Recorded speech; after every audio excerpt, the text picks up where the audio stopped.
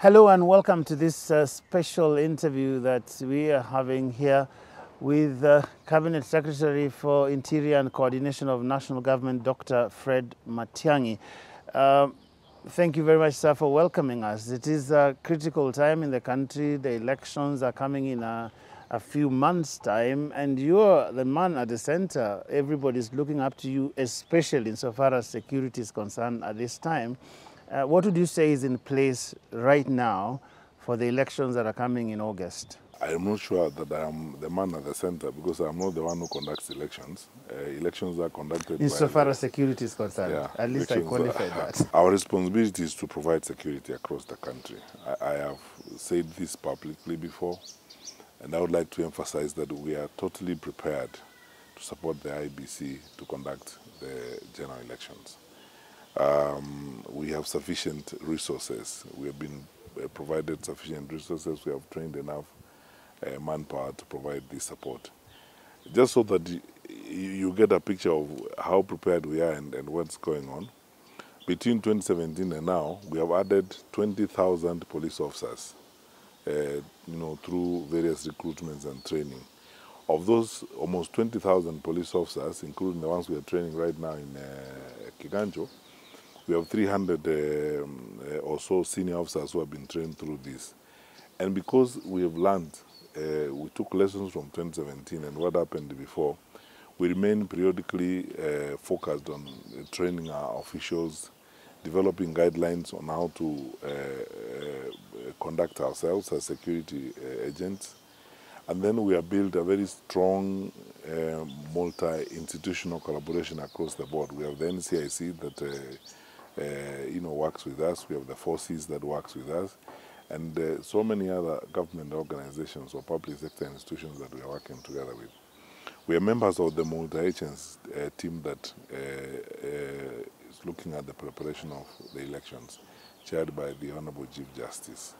And we've looked at the plans in place across the board, and we continue to consult very regularly as we go along. So I think we are prepared, really, to support the IBC to conduct the general. But what's your assessment of the security status? Is there a security threat from where you stand? There are many Kenyans who get worried when an election is coming because it has happened before, that elections become a source of insecurity for many people. Is there an assurance you can give such people today as we sit here? Nearly 2 years ago, we began a process, a very expansive process, of deploying structures across the country to monitor community conversations, community interactions, and so on. And we mapped the country and looked at areas where we would have some vulnerabilities.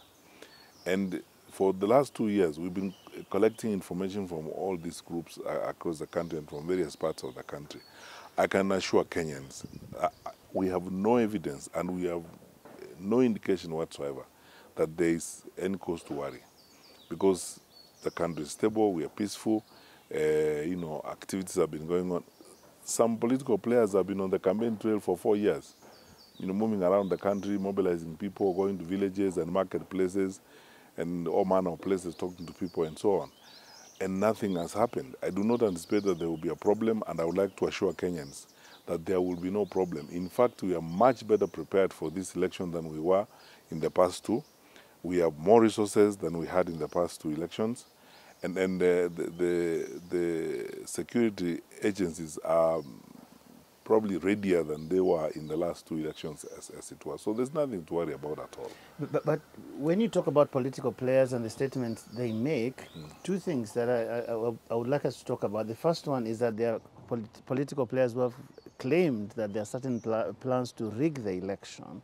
And that tends to prime the country in a certain way, so that perhaps if this or that side does not win, then there might be a conversation about rigging. How are you treating that kind of talk, and does it worry you from where you sit that there are claims of rigging? Joe, in 2017, a politician of national status claimed that we were moving 100 body bags to a part of the country because there were 100 people who had been killed by the police. I challenged them. They never demonstrated. They never gave any evidence of that. Another political group claimed that we had massed groups of security agencies together along ethnic lines, including, unfortunately, military generals to Naivasha for a meeting. And they even went to the extent of writing to the IBC on that matter. It was a total lie. You know, Kenyans have learned to deal with some of this, if you may allow me, you know, loud, over-exaggerated statements that are just basically propagandist and so on. I am not aware, let me say this, I am not aware of any efforts or any plans anywhere in this country to interfere with the general elections. Let me begin from that point. Those who are making those claims have not substantiated them. They have not told us how they will happen. And I believe Kenyans and we in government are treating them with the contempt they deserve. It's the usual nonsense and, you know, paranoia of politicians and so on, some of which is clearly unguarded and so forth. Because if you stand up and say, I am aware of plans to rig the election, you should actually qualify the statement and go to the farthest extent possible and say how it's going to happen. None of them have said how it's going to happen. So these wild claims, it's part of our political practice. That's the way I look at it in this country. A lot of our political leaders sometimes make very responsible statements that they cannot substantiate. People run around saying all manner of things. The public, I think, has gotten both wary and to an extent, I am happy that they have learned to treat those kinds of things with the contempt that they deserve. What I hear those people say, Bwana Waziri, is the question of neutrality, whether real or perceived, from security agencies, whether it is at your level or whether it is with the police and all the agencies involved. What neutrality assurance can you give today that, you know, you are going into this election without any preferred outcome from a security standpoint? We act according to the law. You know, people forget one thing. And allow me, because I have this opportunity, allow me to say this. We changed the constitution and changed the legal environment in which we operate. But many of our political players did not actually change. There are things that people tell me these days, I don't know whether to laugh or cry. The law is very clear. The National Police Service is an independent entity. Did you know, by the way, Joe, that the law requires me, if I have to direct the Inspector General of the National Police Service to do something, that I have to put it in writing? And since I became Minister for Interior, I've only written to Matiang'i, once to Boynet and once to Matiang'i, twice only. Because the law is very clear. As Minister, I cannot direct the National Police Service. The Inspector General does not work at my behest. The DCI does not work at my behest, and so on and so forth. We all act according to the law. And, by the way, we are very conscious of the fact that whatever we do will be held to account by the citizens of this country, and of course, strictly according to the law. They basically just make a claim and go away. You can even say, okay, we know that the Minister for Interior or the PS for Interior or the Inspector General or the DCI or some are doing certain things that appear to be biased. They would say, for example, that they have seen Dr. Matiang'i appearing to campaign for a political candidate in this election. You know, there's one thing that you need to know. Let me ask you a question.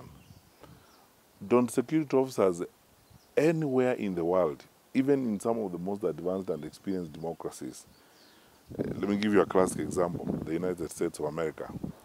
The US soldiers, wherever they are, in their barracks, during voting day, there will be ballot boxes. They will vote because they are preferences. Does the fact that I'm Minister for Interior take away from me my feelings and my preferences in the electoral process?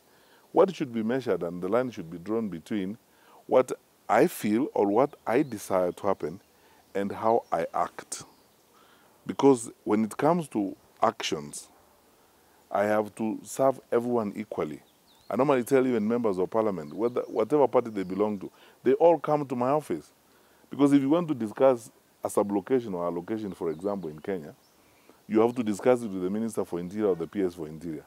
I don't care what party you belong to. because that part of the country is served by only one Minister of Interior, who is myself. That may well be true, Bwana Waziri, but I think the question here, which I am sure many Kenyans would like to get an answer to, especially the Kenyans who might not support the candidate that you support, that this election, as we go into it, Dr. Fred Matiang'i, who is in charge of the Ministry of Interior for all of us, is going into this election with an open mind that anything can happen in this election, and therefore that whoever is out there, whoever they support, can rest assured that the Minister for Interior is neutral and will treat everybody equally. Joe, I've made those assurances more times than I can count. We respect the law. We are expected to work according to the law. We took an oath of office to respect the law. And every one of our actions is stuff that we are ready to be accountable for. So when you say you support we'll be there. Raila Odinga for president, for example, he is a key player here. He has opponents. And then they will say, how can he publicly say that, and then we can still trust him that he will secure all of us? How does that inhibit my objective action? How does that, let me just ask perception. Do you think it is proper for people who hold public office, whether the cabinet secretaries and all this, to be directly involved in partisan politics, especially in a country such as ours, where people are very sensitive about those things? I think we're just pretentious as a people. Let's just be plain and sincere. We're just pretentious, and sometimes I think we're just petty. Because the truth of the matter is this. You know, you are telling, first of all, let me tell you, my brother, people are not machines or pieces of wood or stones. People have feelings, people have emotions. And, you know, we can't on one hand say we are a country that respects rights and freedoms and so on. And then we say there's a certain segment of society that is not supposed to enjoy those freedoms and those rights. It is the right of everyone to express themselves, provided that you know, under the law, there are certain things you are expected. If you hold a particular office, there's a way in which you must conduct yourself. So you can't walk into my office, and because you belong to a particular party, I tell you, I'm not going to see you. That's unlawful. But at the same time, you cannot say because I'm in that office, I am supposed to operate like a piece of wood. Okay. I have no feelings, I have no rights, I have nothing. Okay, very well. Public officers are human beings, so human rights apply to public officers too. Very well. We'll discuss a bit of the politics later, but let's go back to a certain part of this country whose security always seems to be on the edge every time, and we are talking about the northwestern of Kenya, if you like, whether it's Turkana, West Pokot. During the UDA nominations, there was actually an incident in Elgeyo Marakwet where some people attacked a polling station and, you know, killed, I think, one person. And this is not the first time it's happening. Is the government in charge of that part of the country? Absolutely, absolutely. You know, when you look at security issues, I think it's important for you to look at security in a continuum. Where were we and where are we today? And what are some of the issues that we are dealing with, as it were? The northern part of the Rift Valley has got certainly unique problems and certainly unique context. But even then, I dare say, even then, there has been a remarkable improvement of security in that part of our country compared to where we've come from, which gives all of us hope that the strategies we have in place are working, that what we are doing there is yielding results, and that as we move forward, we will get to the destination we want to go, where there is total peace and stability in that part of our country. Because when you look at the incidents, I pointed this out several times. Go to the annals of history and read the incidents of security in that part of our country in the late 80s, in the 90s, and all the, you know, until about 5-6 years ago, and look at what is happening there today. You can see clearly that there has been remarkable improvement. The challenge we have, and we have to be very honest about this to ourselves, is the parts of our country, because of the lifestyles and the cultural ways of life people have kept over a period of time, and because of the challenges of leadership, they have had problems that we are trying to deal with. Card rustling, for example, is a big problem in that part of our country. low levels of education is a big problem in that part of our country. It's taking time to win those people out of their lifestyles and how they used to live. I mean, we are pastoralists in other parts of our country. We have Narok here and Kajiado. And then when you look at the level of development, the amount of schooling going on in Narok and Kajiado, and the opening up of Narok and Kajiado to other parts of the country and the level of interaction going on, that is why you don't have those kinds of problems. What is this thing you say about the nature of leadership in the region? In that part of the country, most of the North Rift, which has got problems right now, truth be told, and I will say this without fear of contradiction, is because of very poor and political leadership, where the focus is not in winning those people out of that lifestyle. The focus is on encouraging them to fight. Some politicians in that part of our country even spend CDF resources to buy bullets for their people. And when you listen to their rhetoric, don't ask me what we have done about it. Yes, because that is my next question. We have several of them in court. Very serious. Yeah. We have several of them in court right now. There are court cases going on right now. And once we cross over to that, then my power ends. Because all I can do is arrest, then... So you are actually saying that there are politicians who buy bullets for the people who keep fighting there? Oh, yes. Some of the politicians in that part of our country are not entirely innocent in the conflict that's going on there. They believe that in either arming their people, they are giving them security, or in arming them against their neighbors, they are demonstrating a sense of superiority.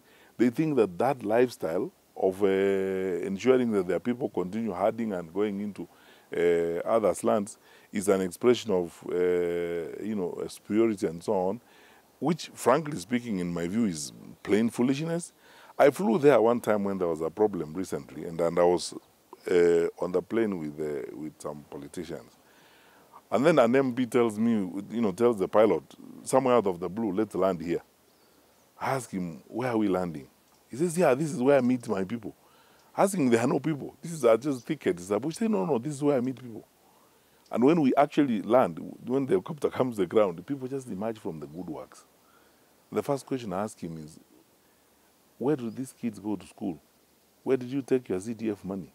I cannot see a school around. I cannot see a teacher training institution. I cannot see a dispensary.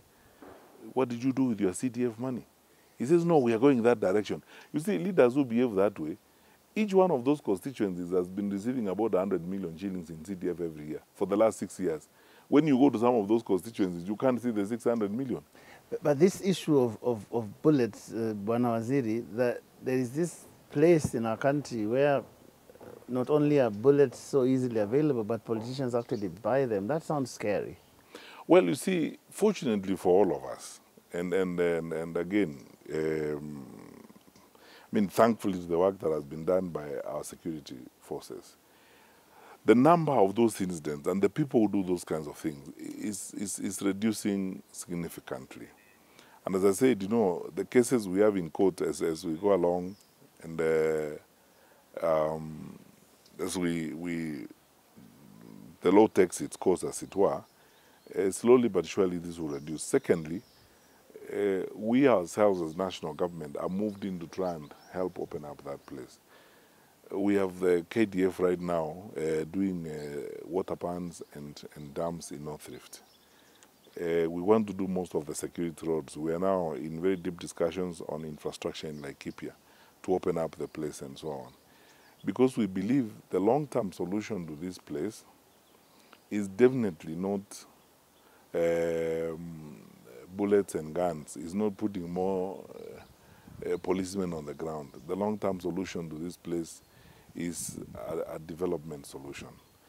Have more schools so that those kids can go to school. Have more social amenities, more hospitals and so on. Look at how you can help support the economy of that place. Because in any case, those people, it's not that they are naturally prone to conflict. During the dry season, if you have animals, you have no water, logically you go to look for water for the animals. So if we complete what we are doing now with the water pans, we do the dams that we are doing, slowly but surely, it will be easier for these people to live there. Then we begin to persuade them, some of them, to change their lifestyle, like it has happened in most parts of West Pokot. About 3 years ago now, the president had this executive order. A lot of people talked about it, but it created the NDICCC, which you have been heading. Just explain to us where we are with that. What was not working, what's working now? I think the intention of the president at that time was to ensure that all of government is focused on delivery of services. I think the president expressed himself several times before on persuading some of those in government to reduce the amount of time we spend on conversations in the villages about our politics and our political future and stuff like that, and concentrate more on delivering services to the people. Because you see, logically and rather obviously, if we all stood from our offices and spent time in marketplaces, canvassing people and explaining them and so on, no work is done, because someone has to sit and talk to other people and plan things and ensure that things are done properly. So the intention, as expressed, I think fairly explicitly in Executive Order number 1 of 2019, was to create an infrastructure of increasing focus and sharpening focus in the delivery of government projects and government services, and coordinating government or harnessing government better so that it could take full advantage and exploit its capacity for the betterment and for the service of. How has that worked? I mean, tremendously. Over 400 projects done and completed. If you ask my colleagues at the Treasury, our expenditure on projects more than quadrupled over the years, the movement of resources, because these are the indicators. How do you know that work is actually happening? You look at the consumption of the development budget, because in the past when there was less focus on that, the development budget was not fully consumed, because, you know, if you come to the end of the financial year, a project is not complete, the money allocated to it has got to go back again for reallocation, and of course who loses? Wananchi lose, because the project is not done.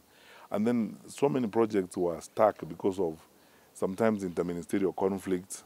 You know, at all times, a government of our size requires a constant focus on getting the departments and the institutions to work together. I've heard people say it did make you a very powerful minister. I don't know. You know, That, those are just that, things that people it makes say. you the de facto prime minister, I've heard people say. No, I mean, people will say everything. That is their perception. The most important thing is getting the work done. I mean, I don't think the president was doing that because he wanted to give people power or something else. The intention of the president is service delivery. And as he himself says all the time, actually government is about service delivery. And if a government doesn't provide service, then it forfeits its claim to But you serious do know that legitimacy. someone, for example, like the deputy president has said that the president gave you his job. Ask him when you meet him next time what he means. That those things you're talking about, that you're now coordinating all of these things, that he used to do that, he used to help the president do that. I don't know. I would not like to comment about that because I'm not the one who said it, and he has never said it to me, so I don't understand what that means. So ask him next time you meet him. But in terms of people who say this puts you in this place where you basically oversaw things for the president in the entire government, that's a fair thing to say, right? Well, I don't know. You know, Joe, let me tell you something. In this life, there are choices you have to make, and I think the choice I've made. You know, you can choose to spend your time on things that have nothing to do with the actual happening of, you know, things. I am more on the side of doing, you know, where action is, where things happen. You see, it's like you cannot drive a vehicle on the road while at the same time you're busy counting the number of people you are passing as you move along, because those two don't work together. So you have to choose which one you are going to do. Are you going to drive the vehicle and go to the destination you are going, or you are going to spend your time greeting people and knowing how they are dressed and what they are doing and so on? In my view, I have opted, and I think many of us have opted to focusing on the job at hand, because I don't think my boss gave me an assignment and so that I can tell him stories. He gave me an assignment so that he can see results. Are we focusing on 100% transition? Yes. Are we doing 9,000 desks in the villages as we said? Yes. Are we doing 2,000 classrooms for CBC before the end of financial year 2021-22? Yes. Have we completed the markets that we wanted to do across the country? Yes.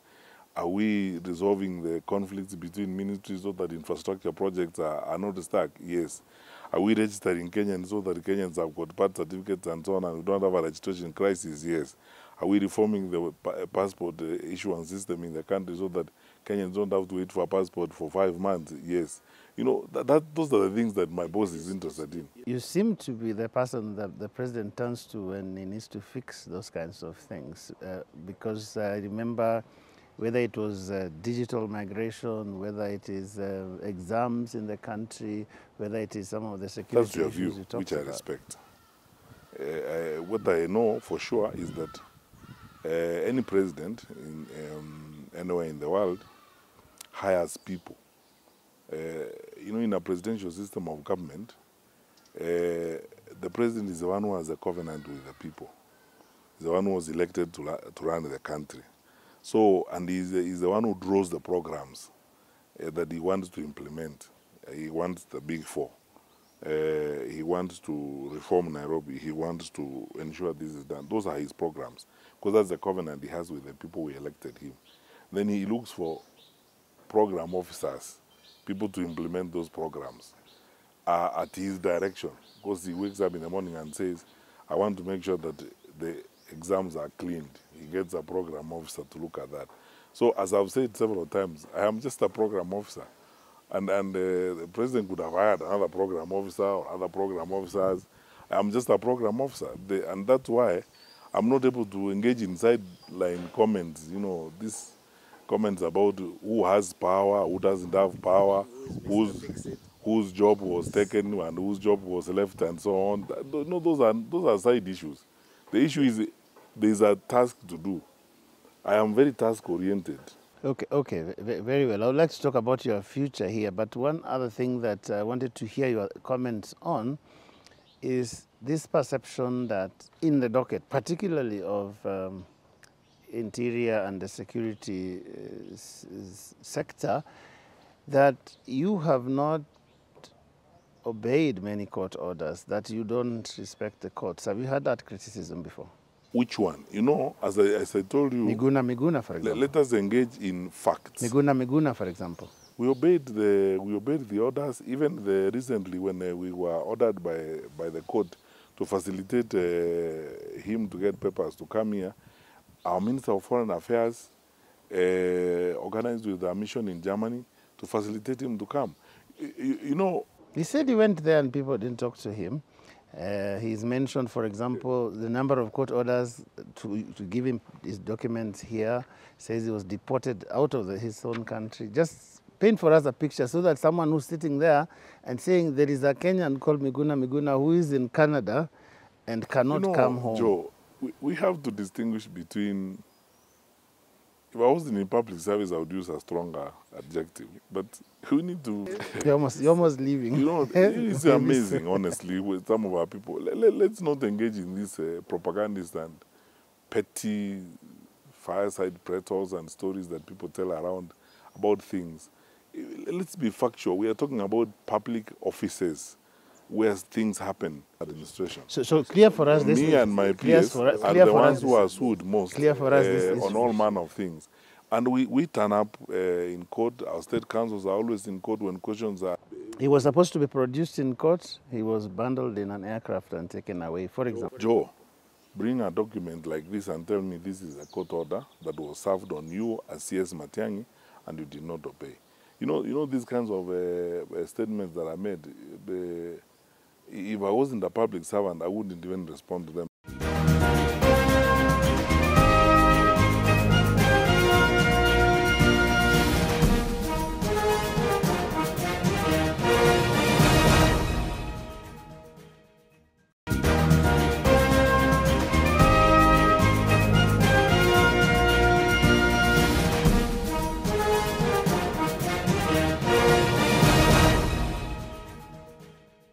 There are many Kenyans who would be quite puzzled by the fact that there is someone who was born in Kenya, but they can't come to Kenya. It's because of one thing, Joe, and then allow me to be liberal about it. Please just clear this issue so that for today... We have two court rulings in place by the High Court on how you regain citizenship after you lost citizenship in the old constitution.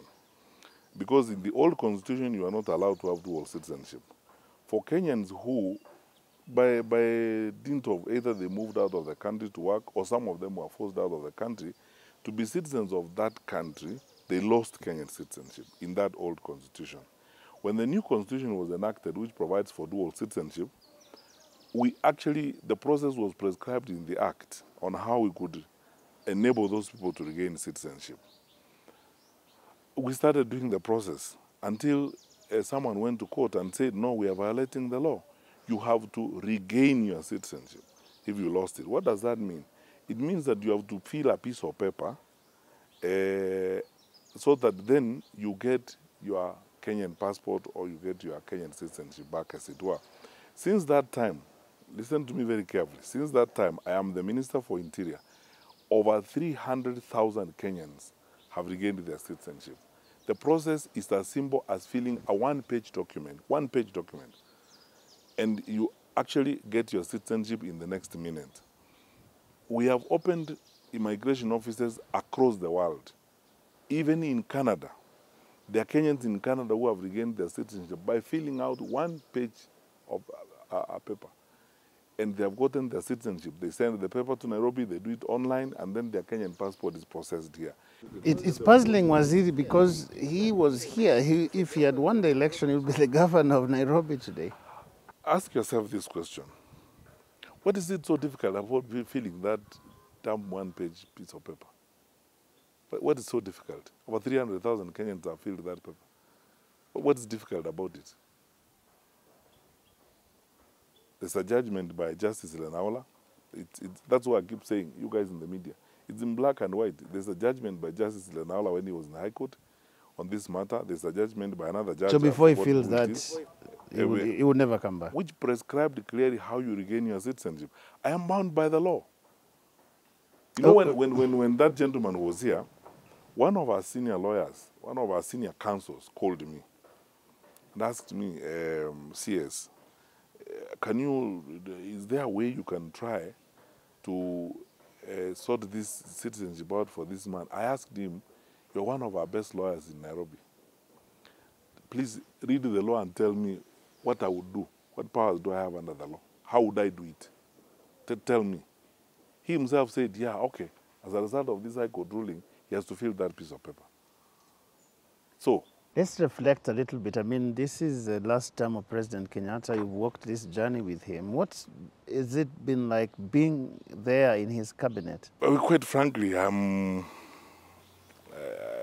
say this all the time to my close friends because they also ask me such questions. I am grateful and I thank the Lord. I will everlastingly be for the opportunity that I got to serve my country in these roles. And I thank the President for the trust he has bestowed through the years. And I thank him for the tasks he has given me and for placing that amount of trust he has placed in me. He's the one who campaigned and became president. And he's the one singularly who chose which Kenyan to give what responsibility.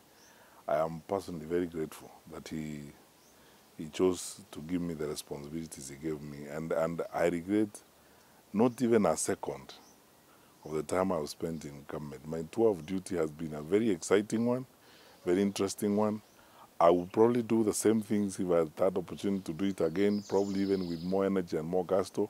I've loved every single second and moment I've served in cabinet.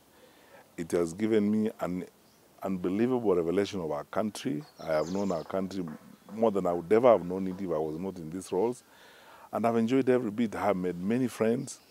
Of course, some enemies and critics along the way, but I have no problem with them. They are good people. They have a different view from mine in terms of seeing things. So Yes, because I was going to go there. I mean, there have been many descriptions of Dr. Matiang'i, but some of them go like abrasive, arrogant, and those kinds of things.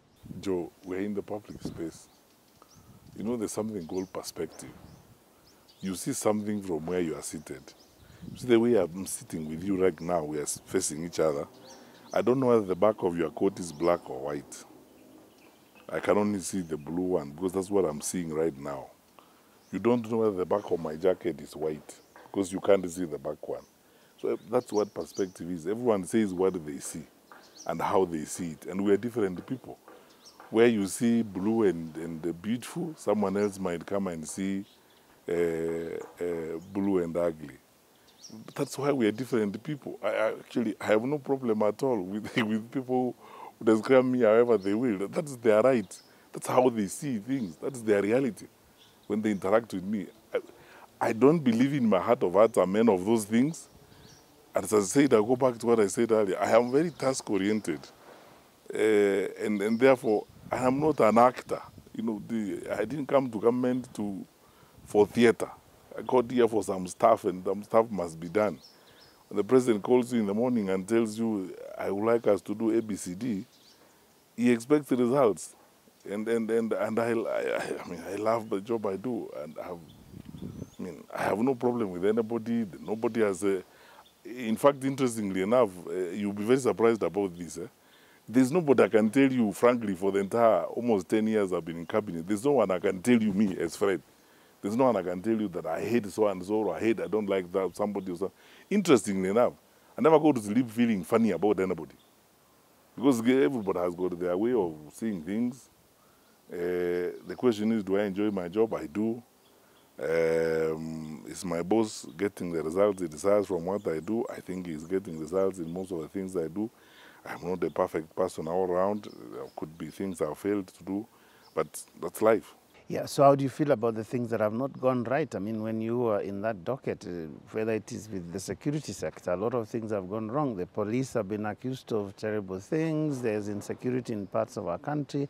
There are many things that have not happened, perhaps the way Joe, Kenyans would have expected. We are on earth. We're here on earth. All these people we're interacting with, yourself, myself, we're all human beings. In heaven, where the Lord and the angels are, that is where everything goes 100% perfect. But here, while we are on earth here, some things may go the way you don't want them to happen. Sometimes you don't achieve some objectives that you have in mind. But you see, it doesn't mean that that is the end of things. In fact, on a scale of 1 to 10, most of what I have done in public service and most of what I've interacted with, for me, has revolved around 8 and 9. I mean, I'm happy. People who say the things they say about the police, oh, you know, the police, they forget one thing, that probably in the entire of sub-Saharan Africa, we're one of the most accomplished and organized security systems. We probably are one of the safest destinations in this particular region. We man our borders much better than many countries across this particular region, I can tell you. And I could go on and on until the cows come home. And let me tell you, I do not deny we have certain challenges with some of our police officers, but we also have some challenges with our teachers. I was Minister for Education before. 1 or 2 of them could make our children pregnant. We also have challenges with some of our doctors, in whose hands we have lost some of our lives. We have a lot of challenges with some of our lawyers who have eaten grants, money, and so on. I mean, where is holiness in the entirety of this environment? One would say, Waziri, that police have guns. We've seen people die, for example, children and things like that during elections. That's why people would say, well, for the police, maybe there is a different level of scrutiny that people have, because what they do can kill people immediately. We are just a pretentious society. Let's just be very honest about it. We're just a pretentious society. And this is what I mean. People shoot each other in the US, shoot each other in Europe, and so on and so forth. Even when we have certain challenges like mental illness and so on in the police service, it's because we are looking at the statistic and focusing in the police service. People commit suicide elsewhere in society. You know, we ask me, I can tell you my friend Kinot is a homicide team. He's very busy, not with police incidents, But we incidents that happen in Kakamega, in Muranga, and so on, involving civilians. But you see, when we tend to create an impression that our police officers are doing it more than others are doing it, we're just being unrealistic. The truth of the matter is that if we have societal problems that we need to deal with, let's deal with them as our societal problems without a fixated perspective when it comes to particular segments of our society. And by the way, I'm not saying in any way, I am not saying in any way that we don't have problems in our national security system or our police officers don't commit those things. They do.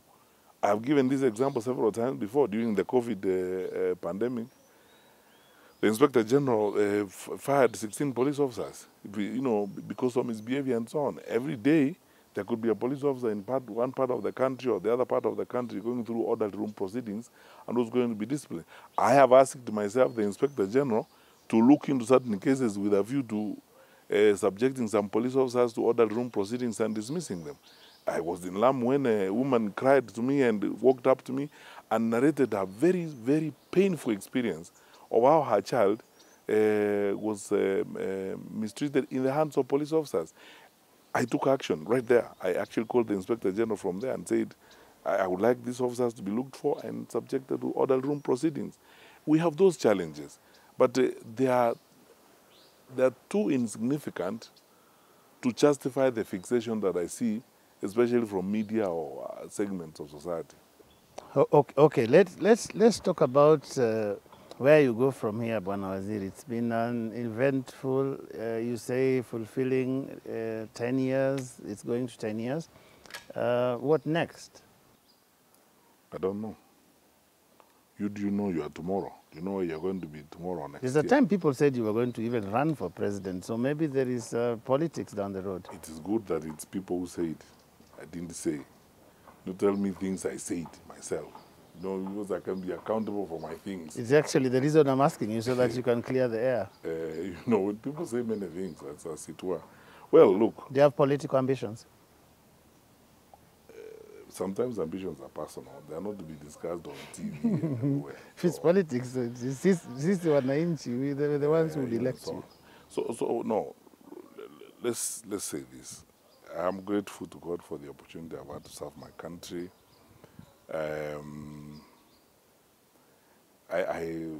Life is a journey. This is a journey. I have had to, even during this electoral cycle, defer some of my ambitions to be able to do what I am doing right now, because you cannot pursue certain ambitions and do what you are doing. You cannot do two things at the same time. I deferred some of my ambitions to be able to do, what I'm doing. What does that mean? And the journey continues. We are on a journey. What does that mean? I heard what you said. You deferred some of your ambitions. Which ones? Yeah, I mean, I don't have to discuss all of them. I'm just saying. You want to run for president? You're saying people say it. No. Did you want to run for president in this election? I've had. Let me tell you, I've had, and actually, I am flattered. When a lot of people ask me why I didn't run for president, or why I should run for president, I've had this, and I'm sincerely flattered, and I thank those who think that way. But as I said to you, and I think it's good to also respect my views, because I am also an individual human being. This journey continues. It hasn't stopped. I may have deferred some of my ambitions to be able to do what I am doing right now and to continue to do the things I need to do. But we continue on this journey and on this trajectory, as it were, of public service.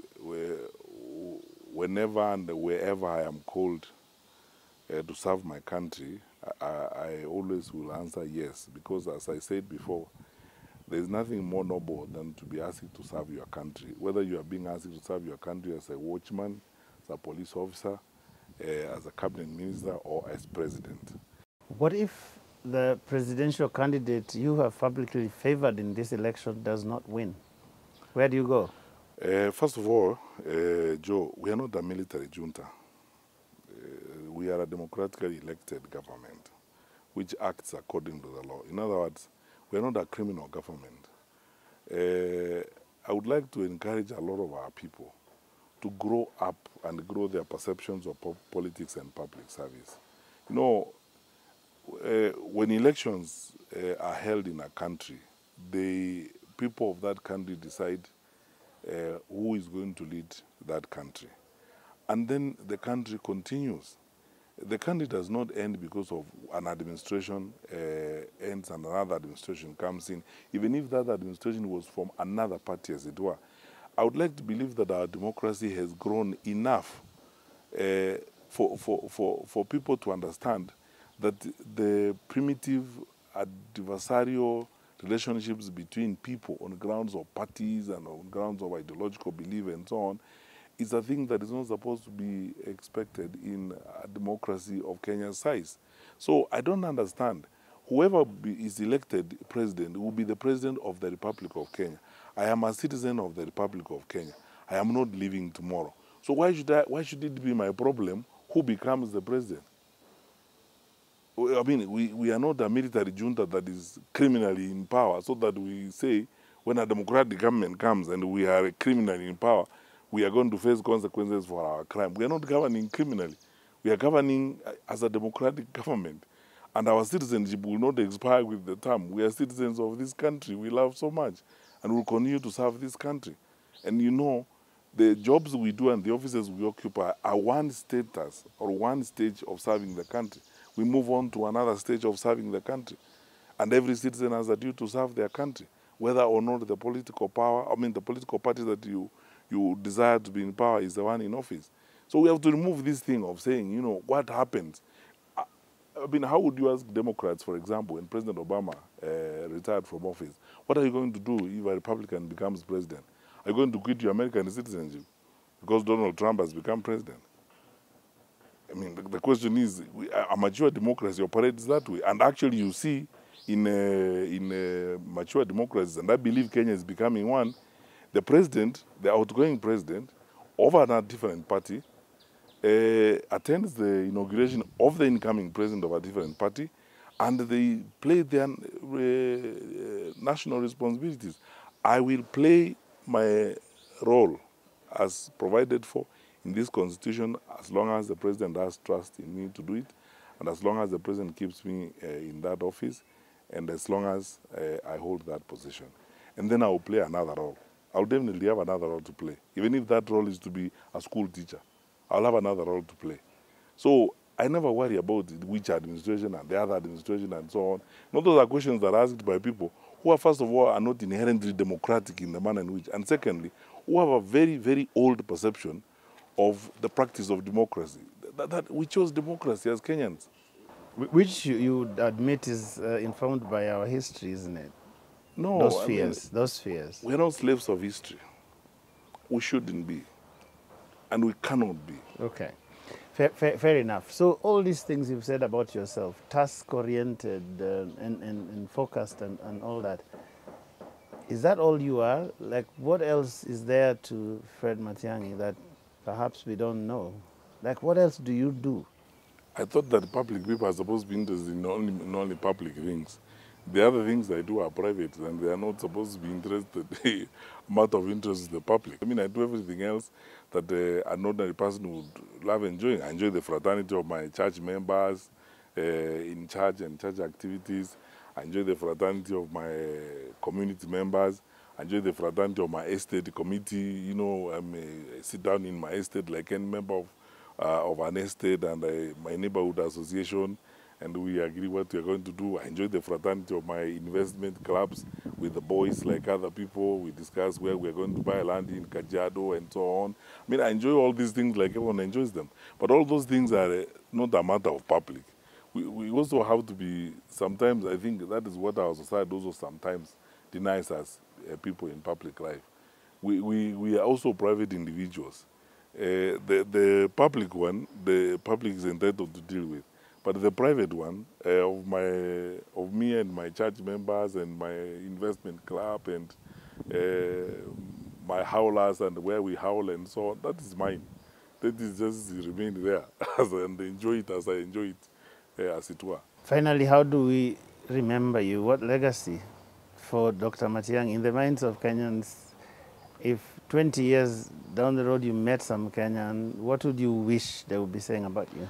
Well, a guy who appointed minister served his term, and they thoroughly enjoyed his service as a cabinet minister, and took on all the challenges with a lot of gusto and happiness.